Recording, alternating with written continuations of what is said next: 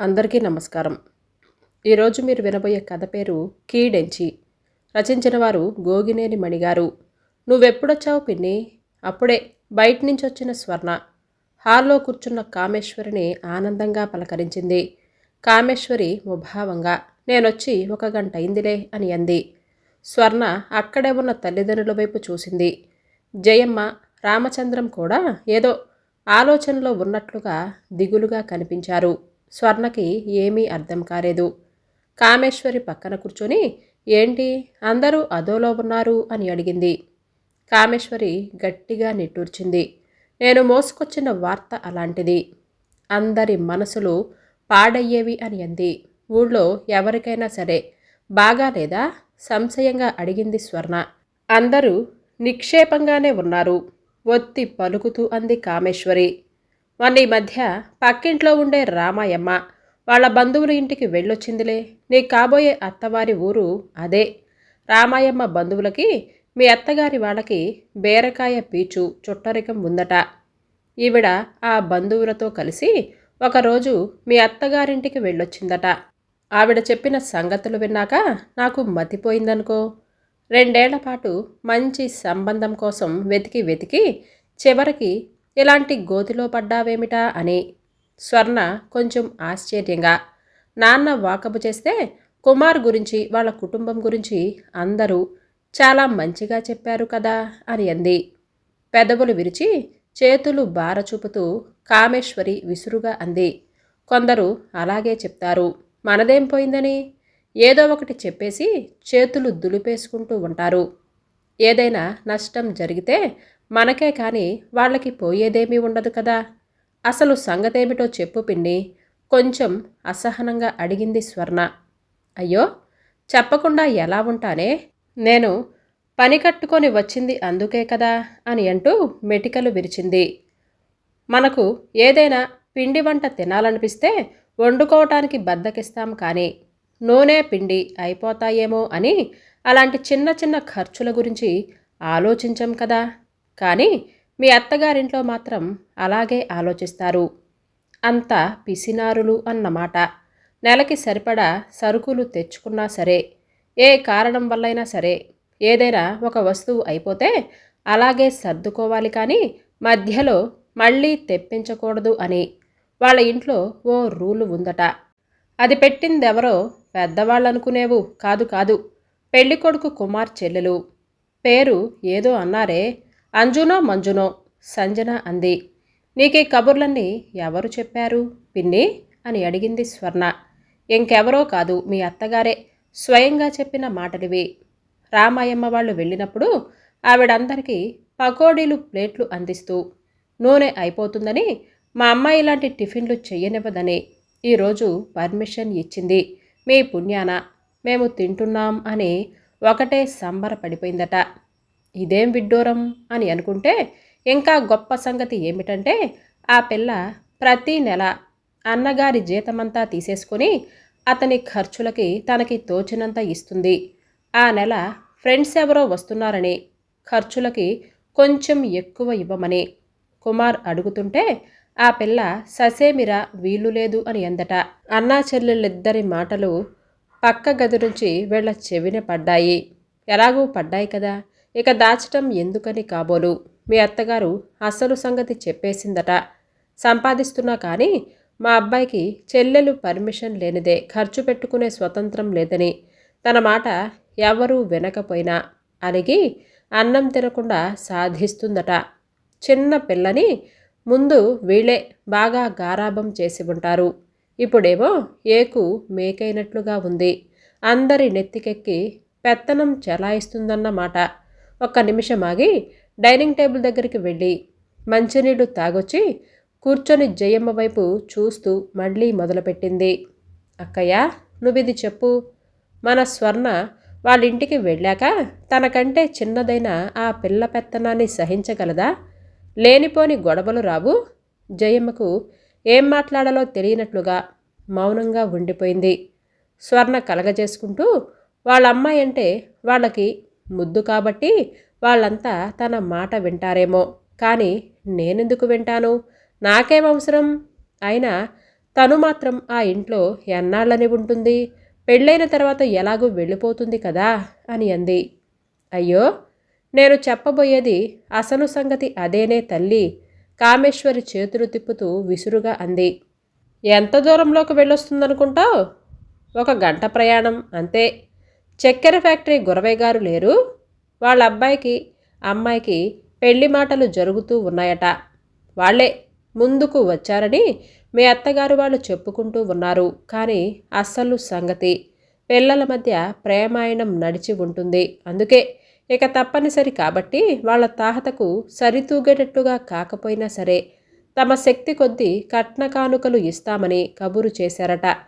మీ మామగారు తనకున్న 8 ఎకరాల పొలాన్ని, అందులో ఉన్న చిన్న పెంకుటిల్లుతో సహా అమ్మాయి పేర రాసేయటమే కాకుండా ఇంకో 3 నెలల్లో తను రిటైర్ అవుతున్నప్పుడు అందే డబ్బుతో పెళ్లిని ఘనంగా చేసి ఏ లోటు లేకుండా అన్ని లాంఛనాలు జరుపుతాను అని ఒప్పుకున్నారట. వాళ్ళ మధ్యవర్తే నాకు ఈ విషయం చెప్పాడు. వాళ్ళ అమ్మాయికి వాళ్ళ ఇష్ట ప్రకారం ఇచ్చుకుంటారు. దానికి మనమేం చేయగలం అని అంది స్వర్ణ. సరిగ్గా మీ అమ్మా నాన్న అన్నట్లుగానే నువ్వు కూడా అన్నావే. మీకు లోకం పోగొట తెలిస్తేనే కదా నల్లటివన్నీ నీళ్లు, తెల్లనివన్నీ పాలు అని అనుకుంటున్నారు. మనమేం చేయగలమంటాం? ఏంటి? సంబంధాన్ని క్యాన్సిల్ చేసుకోవటం మన చేతిలో పనే కదా. రిటైర్ అయిన తర్వాత పెద్దవాళ్ళకి జీవితమంతా పెన్షన్తోనే గడపాలి. ఈ రోజుల్లో అవి ఏ మూలకు సరిపోతాయి? ఏ కష్టం వచ్చినా సరే, ఏ పెద్ద ఖర్చు మీద పడినా ఇక కొడుకే భరించాలి కదా. పెద్దవాళ్లతో బియ్యం అందగానే సరే వాళ్ళ తాహతకు తగ్గట్లుగా అచ్చట్లు ముచ్చట్లు జరపొద్దా? ఆస్తి మొత్తం గొత్తంగా కూతురికి ఇచ్చేసి బాధ్యతలన్నీ మీ నెత్తికి ఎక్కిస్తారన్నమాట అక్కసుగా అంది కామేశ్వరి. రామచంద్రం కుర్చీలో అసహనంగా కదిలాడు. ముహూర్తం 20 రోజుల్లోకి వచ్చాక ఇలాంటి విషయాలు పట్టుకొని వెనకడుగు వేయలేం కదా అని అన్నాడు. కామేశ్వరి రుసరుసలాడుతూ అదేంటి బావా అలా మాట్లాడుతున్నావు? ఈ రోజుల్లో పెళ్ళైన వాళ్ళు విడాకులు తీసుకోవటమే మామూలు విషయమైపోయింది. విడాకుల కోసం కోర్టుల చుట్టూ తిరగాల్సిన అవసరం లేకుండా మనకి ఈ విషయాలు అన్నీ ముందే తెలిసాయి కదా. కాబట్టి ముందే కాదనుకోవటం మంచిది కదా అని అంది కామేశ్వరి. అందరి వైపు తన చూపులు తిప్పింది. ఎవరూ ఏమీ మాట్లాడలేదు. నిట్టూరుస్తూ జయమ్మతో అంది. అక్కయ్య, చేతులు కాలాక ఆకులు పట్టుకోవటంలా కాకుండా ముందే ఆలోచించమని నేను మీకన్ని విషయాలు వివరంగా చెబుతున్నాను. నీకు గుర్తుంది కదా, మన ఊళ్ళో బంగారమ్మ పెద్ద కూతురు అత్త ఆడపడుచుల ఆరళ్ళు పడలేకే కదా ఊరేసుకొని చనిపోయింది. అంతెందుకు, మొన్న ఈ మధ్య మా అత్తగారి చిన్న ఆడబిడ్డ రెండో కూతురు కూడా ఆడపడుచుల అఘాయిత్యాలు భరించలేకే కదా నూతిలోకి దూకేసింది. కాకపోతే చావు తప్పి కన్ను లొట్టైపోయినట్లుగా చెయ్యి ఎరగొట్టుకొని చివరికి ప్రాణాలతో బయటపడింది. కానీ అక్కడక్కడ అయినా ఇలాంటి ఘోరాలు వింటూనే ఉన్నాం కదా. మన స్వర్ణ నోట్లో నాలుకలేనంత మెత్తన అవతల ఆడపడుచు అందరినీ తన చెప్పు చేతుల్లో ఉంచుకోగలిగేంత గడుసు పిండం. అంతేకాకుండా వాళ్ళేమో అబ్బాయికి పైసా ఆస్తి లేకుండా చేస్తున్నారు. ఇవి లొసుగులు. ఆ పైన మీ ఇష్టం, ఆలోచించండి. ఏదో ఆలోచనలో మునిగినట్లుగా స్వర్ణ తేరుకొని చిరునవ్వు నవ్వింది. పిన్ని, నువ్వేమీ భయపడకు. సంజన గడుసైతే నేను మహా గడుసు. సాగరిస్తేనే ఎవరైనా సరే మన మీద స్వారీ చేయగలుగుతారు. వాళ్ళు ఆస్తి అంతా అమ్మాయికి ఇచ్చేస్తున్నారని మనం ఈ సంబంధాన్ని వదులుకోవటం కంటే వాళ్లే ఆ సంబంధాన్ని వదులుకునేటట్లుగా చేస్తే సరిపోతుంది కదా అని అంది కామేశ్వరితో. కామేశ్వరి గట్టిగా నిట్టూరుస్తూ, వాళ్ళందరూ ఒకటేనే, నీ మాట ఎందుకు వింటారే అని అంది. సంజన చదువు పూర్తయిన తర్వాత 4 నెలల తర్వాతే కదా పెళ్లి చెయ్యాలనుకుంటున్నారు. నేను ఈలోగా వాళ్ళ కోడలవుతాను కదా, నా మాట ఎందుకు వినరు? అయినా నా దగ్గర ఒక అస్త్రం ఉందిలే అని అంది ధీమాగా. ఆందోళనగా ఉన్న రామచంద్రానికి స్వర్ణ మాటలతో స్థిమితం వచ్చి తేలికగా ఊపిరి పీల్చుకున్నాడు. అతను కూతురుకు ఈ సంబంధం నిశ్చయించినప్పుడు మంచి కుటుంబం, అబ్బాయికి మంచి ఉద్యోగం ఉంది, బుద్ధిమంతుడు, ఈ విషయాలకే ప్రాధాన్యత ఇచ్చారు. ఇప్పుడేమో మరదలొచ్చి కొత్త కొత్త సంగతులతో మెలికలు పెడుతుంది. జయమ్మ చెల్లెమ్మ మాటలకే మొగ్గు చూపిస్తుంది. భార్యను నొప్పించి ఏ పని అతను చెయ్యలేడు. అందుకే మనసులోనే మదన పడుతున్నా అతనికి స్వర్ణ మాటలతో భరోసా వచ్చింది. స్వర్ణ పర్వాలేదు అని అంటుంది కాబట్టి ఇక వాదనలు అనవసరం అని చెప్పి అదే ఆఖరి మాట అని అన్నట్లుగా రామచంద్రం అక్కడి నుంచి లేచి వెళ్ళిపోయాడు. కామేశ్వరి ముఖం చిన్నబోయింది. ఇదేమంత పట్టించుకోవాల్సిన సంగతి కాదు అని అన్నట్లుగా బావ తేల్చేశాడు. తోచి తోచనమ్మ తోటికోడలు పుట్టింటికి వెళ్ళింది అని అన్నట్లు చివరికి నాకనవసరమైన విషయంలో నేను వేలు పెట్టినట్లుగా అయింది అని అంది నిష్ఠూరంగా. బాగుంది, నీ తప్పు లేకుండా నీకు తెలిసిన విషయాలు మా చెవిన వేశావు. ఎవరి కర్మకు ఎవరి కర్తలు అని అన్నట్లుగా ఎలా జరగాల్సి ఉందో అలాగే జరుగుతుంది. ఏం చేస్తాం అని అంది జయమ్మ నిట్టూరుస్తూ.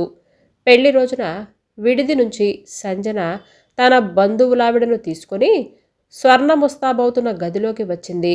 ఆవిడ స్వర్ణను ముందుగా చూడాలి అని అనుకుంటే తీసుకొని వచ్చారని స్వర్ణకు పరిచయం చేసింది. పట్టుచీర కట్టుకొని కూర్చున్నటువంటి స్వర్ణకు పూలజడ వెయ్యటం పూర్తయింది. కానీ ఇంకా నగలు మాత్రం అలంకరించలేదు. మెడలో సన్నటి గొలుసు మాత్రమే ఉంది. ఆ బంధువులావిడ స్వర్ణను పరిశీలనగా చూస్తూ, అమ్మాయికి సింపుల్గా ఉండటమే ఇష్టం, నగలు పెట్టుకోదు అని చెప్పి మా ఇంటికి ఇలాగే పంపించేయరు కదా అని అంది హాస్యంగా. అది నిజమే, మీరు బాగానే తెలుసుకున్నారే, ఇంకా సమయం మించిపోలేదు, ఆలోచించుకోండి అని అంది అక్కడే ఉన్న కామేశ్వరి వేళాకోళంగానే. సంజన స్వర్ణ వైపు ఇష్టంగా చూసి చిరునవ్వుతో మా వదినే బంగారం, వేరే నగలెందుకు అని అంది. సంజనతో వచ్చిన బంధువులావిడ అదేమిటే నువ్వు వాళ్ళ వైపు మాట్లాడుతున్నావు, మనం మగపెళ్లి వారం, వంకలు పెట్టాలి, అది మన హక్కు అని అంది నవ్వుతూ. సంజన స్వర్ణ భుజం చుట్టూ చెయ్యి వేసి, నిశ్చితార్థం రోజునే వదిన మా ఇంటి అమ్మాయి అయిపోయింది, తనని ఎవరు వేరెత్తి చూపినా సరే నేను ఊరుకోను అని అంది. అమ్మో, నువ్వు నిజంగానే మీ వదిన మీద ఏగను కూడా వాలనిచ్చేటట్లుగా లేవే అని అంటూ అందరూ సరదాగా నవ్వారు. సంజన వాళ్ళు వెళ్ళిన కాసేపటికి స్వర్ణను అలంకరిస్తున్న వాళ్ళు బయటికి వెళ్ళిపోయారు. కామేశ్వరి బుగ్గలు నొక్కుకుంటూ, ఆ పిల్ల గడుసుతనం ఎలాంటిదో నేను చెప్పలేదు, ఇప్పుడు నువ్వే చూశావు కదా అని అంది స్వర్ణతో. స్వర్ణ ఆశ్చర్యపోతూ, అదేమిటి పిన్ని, తను నన్నే సపోర్టు చేసిందిగా అని అంది. నీకేమీ తెలియదని నేనందుకే అంటున్నాను, మెచ్చుకుంటున్నట్లుగా మాట్లాడి నీకు కుచ్చుటోపీ పెట్టేసింది. ఆ మాత్రానికే నువ్వు నిజమని మురిసిపోతున్నావు. తనకు ఎదురు లేకుండా చేసుకోవటానికి మంచి మాటలతో అప్పుడే నీ ముందరి కాళ్లకు బంధం వేస్తుంది. స్వర్ణ కళ్ళు ఎగరేస్తూ, అదేమిటో నేను కూడా చూస్తా కదా అని అంది. స్వర్ణ అత్తగారింటికి వెళ్ళిపోయింది. కొన్నాళ్ల తర్వాత కామేశ్వరి ఎవరో బంధువుల పెళ్లికి వెళ్ళి అలాగే వస్తూ మధ్యలో స్వర్ణ అత్తగారి ఊళ్ళో ఆగింది. అప్పుడు స్వర్ణ అత్తమామలు కూడా బంధువుల పెళ్లికి వెళ్ళారు. ఇకపోతే కుమార్ ఆఫీస్కి, సంజన కాలేజీకి వెళ్ళగా స్వర్ణ ఒక్కతే ఇంట్లో ఉంది. పిన్నిని ఆనందంగా ఆహ్వానించింది. కాసేపైన తర్వాత కామేశ్వరి స్వర్ణతో ఇలా అంటుంది, బాగా చిక్కినట్లుగా ఉన్నావే, మీ అత్తగారు వాళ్ళు నిన్ను కడుపు నిండా తిననివ్వటం లేదా ఏమిటి అని అంటూ ఆరా తీసింది. నీకు చిక్కినట్లుగా కనిపిస్తున్నానా అని అంటూ స్వర్ణ నిట్టూర్చింది. దిగులుగా ముఖం పెట్టి, ఈ మధ్యలో నేను 2 కేజీలు బరువు పెరిగాను అని చెప్పి ఇంకొక కేజీ అయినా పెరగటానికి వీలు లేదని సంజన నాకు వార్నింగ్ ఇచ్చి రాత్రిపూట పులకాలే తినాలని నాకు ఆర్డర్ వేసింది. అప్పుడు ఏమో అనుకున్నాను, కానీ పిన్ని నేను తన పెత్తనానికి తలవంచక తప్పలేదు అని అంది. కామేశ్వరి కళ్ళు పెద్దవి చేసి చూసింది. చూసావా చూసావా నేను చెప్పింది ఎలా నిజమైందో? ఎంచుతుంటే మంచమంతా కంతలే అని అన్నట్లుగా ఉంది ఈ సంబంధం అని నేనెంత మొత్తుకున్నా సరే మీరెవ్వరూ నా మాటల్ని లక్ష్య పెట్టలేదు కదా. ఇప్పుడేమో ఏదో సామెత చెప్పినట్లుగా ఇంత బతుకు బతికి చివరికి కడుపు నిండా తినటానికి కూడా నోచుకోలేని పరిస్థితి దాపురించింది నీకు అని అంటూ కామేశ్వరి ముక్కు చీదేస్తూ ఉంటే స్వర్ణ పక్కున నవ్వింది. నేను తమాషా చేశాలే పిన్ని అని అంటూ మళ్ళీ అల్లరిగా నవ్వింది. నీకు అసలు సంగతి చెప్పనా? మా అత్తగారికి మామగారికి కొలెస్ట్రాల్ పెరిగిందని, నూనె వాడకం బాగా తగ్గించాలని డాక్టర్ గారు గట్టిగా హెచ్చరించారట. అందుకనే నెలకని తెచ్చిన నూనెతోనే గడపాలని సంజన ఆ రూలు పెట్టిందట. ఖర్చు గురించి కాదు పిన్ని. వీళ్ళ ఇంట్లో రోజువారీ పళ్ళ ఖర్చు ఇంచుమించుగా 100 రూపాయలపైనే ఉంటుంది, నీకు తెలుసా? ఇంకో సంగతి, మామయ్య గారు తను ఉద్యోగం చేస్తున్నాను కదా అని కుమార్ని తన శాలరీ అంతా బ్యాంకులోనే వేసేసుకోమని చెప్పారట తెలుసా? అయితే అతను ఫ్రెండ్స్తో పార్టీలకు ఖర్చు చేసేస్తూ ఉంటే సంజన అన్నగారితో ఒక ఫ్లాట్ని కొనిపించి బ్యాంక్ లోన్ ఇన్స్టాల్మెంట్స్కి ఎక్కువ మొత్తాన్ని జమ చేసి మిగతాది మాత్రమే అతని ఖర్చులకు ఇస్తుందన్నమాట. అది దుబారా ఖర్చుల్ని తగ్గించి ఆదా చేయించే ప్రయత్నమే తప్ప మరొకటి కాదు. బరువు పెరిగి అందం ఆరోగ్యం చెడగొట్టుకుంటున్నానేమో అని శ్రద్ధతో సంజన నాకు ఆ రూలు పెట్టింది. ఈ ఇంట్లో అందరి మధ్య అపురూపమైనటువంటి ఆత్మీయ అనుబంధం ఉంది. ఒకరి మాటను ఒకరు కాదని మనసు నొప్పించలేరు. సంజన తన మాట ఎవరైనా వినకపోతే అలిగే మాట నిజమే పిన్ని. అయితే ఆపేక్షతో ఆత్మీయతతో తను చలాయించే అధికారానికే తలవంచటం ఇంట్లో వాళ్ళందరికీ ఇష్టమే తెలుసా? ఒక్క క్షణమాగి స్వర్ణ మళ్ళీ చెప్పింది. మా అత్తగారు సంజన పెట్టే రూల్స్ గురించి తమాషాగా సరదాగా చెప్తే మీ రామాయమ్మ వాళ్ళకి వేరేగా అర్థమైంది. ఒకరి మాటలు ఇంకొకరి దగ్గరికి చేరేటప్పటికీ వాటి రంగు రుచి మారిపోతాయి అని అనటానికి ఇదే ఉదాహరణ. అర్థమైందా పిన్ని? కామేశ్వరి స్వర్ణ వైపు విచిత్రంగా చూసింది. అత్తగారి ఇంట్లోని లోటుపాట్ల గురించి ఏ కరువు పెట్టకుండా వాళ్ళ గురించి గొప్పగా మాట్లాడటం ఆమెకు మింగుడు పడలేదు. ముఖం చిట్లించి చూస్తూ నువ్వో అమాయకురాలివి. ఎవరైనా నిన్ను చిటికెలోనే బుట్టలో పెట్టేయగలరు.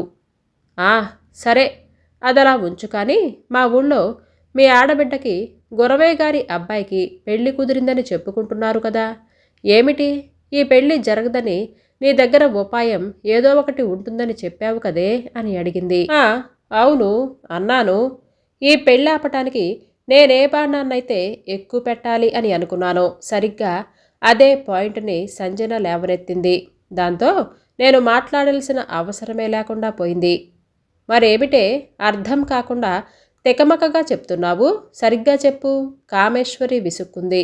సరేలే, వివరంగా చెప్తాను విను. నేను అనుకున్నది ఏమిటంటే ఈ రోజుల్లో అందరూ అమ్మాయిలకు అబ్బాయిలాగే ఏ చదువైనా చెప్పిస్తున్నారు. అమ్మ వాళ్ళు కూడా నన్ను అలాగే చదివించారు కదా. మాకు 6 ఎకరాల పొలం ఉంటే నాకు 3 ఎకరాల పొలం ఇచ్చేశారు కదా. మిగతాది తమ్ముడికే కదా. సంజన కూడా కుమార్లాగే చదువుకుంది. ఉన్న భూమిలో సగభాగంగా సంజనకి 4 ఎకరాలే ఇవ్వాలి. కానీ అంతా ఇవ్వటం ఏం సబబు? తల్లిదండ్రులు పిల్లలకి తమ ఇష్ట ప్రకారమో లేదంటే పరిస్థితుల బట్టో ఎక్కువ తక్కువలో ఇవ్వటం ఎప్పుడూ జరుగుతూనే ఉంటుంది కదా. కానీ మామూలుగా అయితే సమానంగానే ఇవ్వాలి కదా. ఈ పాయింట్లో సంజనకిచ్చే కట్న కానుకల విషయంలో నా అభ్యంతరాన్ని చెప్పాలి అని అనుకున్నాను. నిజమేనే, నీ ఆలోచన బాగానే ఉంది. చెప్పావా? అదే కదా నేను అంటున్నది. నాకు అవసరమే లేదని నేను సంధించాలి అని అనుకున్న బాణాన్ని సంజన తన చేతిలోకే తీసుకుంది. తనకు ఈ కట్న కానుకల విషయం ముందుగా తెలియదు కాబోలు. మొన్న ఈ మధ్య ఇక్కడికి మధ్యవర్తి వచ్చినప్పుడు పెళ్లి మాటలు జరుగుతూ ఉంటే ఆ మాటలు విని ఆశ్చర్యంగా నా అభిప్రాయాన్నే తను కూడా చెప్పింది. తల్లిదండ్రులకి పిల్లలిద్దరూ సమానమే కాబట్టి ఆస్తిపాస్తులు సమానంగానే ఇవ్వాలి. కానీ వాళ్ళ అంతస్తు పెద్దదని మీరు నాకు ఎక్కువ ఇవ్వటం అదేమిటి? దీనికి నేను ఎప్పటికీ ఒప్పుకోను. వాళ్ళ తాహతకు తగ్గ సంబంధాన్ని చూసుకోవచ్చని కబురు పంపించండి అని ఖచ్చితంగా చెప్పేసింది సంజన. తన మాట వినకపోతే ఊరుకోద్దని తెలుసు కదా, అందుకని అలాగే చేశారు. బాగానే ఉంది. అలా అంటే వాళ్ళెందుకు ఒప్పుకుంటారు? వాళ్ళేమైనా పిచ్చివాళ్ళ ఏమిటి? ఇంతకు మించిన గొప్ప సంబంధం వాళ్లకు రాదని అనుకోవటానికి వాళ్ళు వెనక్కిపోయి ఉండాలి కదా. మరి పెళ్లి కుదిరిందని అంటున్నారు కదా. ఓ, ఆ మాట నిజం కాదా? నువ్వన్నట్లుగా వాళ్ళు పిచ్చివాళ్లేమీ కాదు కదా. పిన్ని తెలివైన వాళ్లే, అందుకే కోడలు తెచ్చే కట్న కానుకల కంటే ఆమె మనసే ముఖ్యమని తెలుసుకోగలిగారు. తనకంటే కూడా అందరి గురించి ఎక్కువ ఆలోచించే మంచి మనసున్న అమ్మాయి మా కోడలు కావటమే మాకు గొప్ప అదృష్టము. కట్న కానుకల పట్టింపే లేదు అని చెప్పి సంబంధాన్ని ఖాయపరుచుకున్నారు. ఇది సంగతి. ఇప్పుడు అర్థమైందా? చిరునవ్వుతో అడిగింది స్వర్ణ. కామేశ్వరి చేదు మింగుతున్నట్లుగా ముఖాన్ని పెట్టింది. అంతా తనకే ఇస్తానంటే వద్దనేవాళ్లు కూడా ఉంటారా? ఆ పిల్ల మాటల్ని నమ్మకు. ఏదో మాయామర్మం ఉండే ఉంటుంది. కనిపెట్టి చూస్తూ ఉండు. పెద్దలు కీడెంచి మేలెంచు అని అన్నారు. పిన్ని, కామేశ్వరి మాటలు పూర్తి కాకముందే స్వర్ణ గట్టిగా అరిచింది. మరో నిమిషంలోనే కోపాన్ని సంభాళించుకుంది. కొందరికి తన వారిలో తప్పులు కనిపించవు. ఎదుటివారిలో మాత్రం ఒప్పులు కూడా తప్పులుగానే అనిపిస్తాయి. అది ఓ రోగ లక్షణమే. వ్యాధి ముదరకముందే మందు వెయ్యాలి. పిన్ని మనసు నొచ్చుకుంటుందేమోనని ఉపేక్షించి ఊరుకోకూడదు అని అనుకున్న స్వర్ణ అయోమయంగా చూస్తున్న కామేశ్వరితో స్థిరంగా చెప్పింది. నిజమే పిన్ని, మన వాళ్ళు కీడెంచి మేలెంచు అని చెప్పారు కదా. అంటే ఏ విషయాన్నైనా సరే 2 రకాలుగాను ఆలోచించుకోమని అర్థం. అంతేకాని అన్నింటికీ కీడు మాత్రమే ఆలోచించమని కాదు కదా. అందరిలోనూ చెడు మాత్రమే చూడటం చేటు తెస్తుంది. మంచిని మంచిగా చూడటం అనేది మన మనసుకు చాలా మంచిది. అది మేలు చేస్తుంది కూడా. ముళ్ళు గుచ్చుకున్నట్లుగా చురుక్కుమంది కామేశ్వరికి. ఇదేమిటి? గుడ్డొచ్చి పిల్లను వెక్కిరించినట్లుగా తనకే చెప్తుంది. చిన్నప్పట్నుంచి తెలిసిన పిల్లేనా?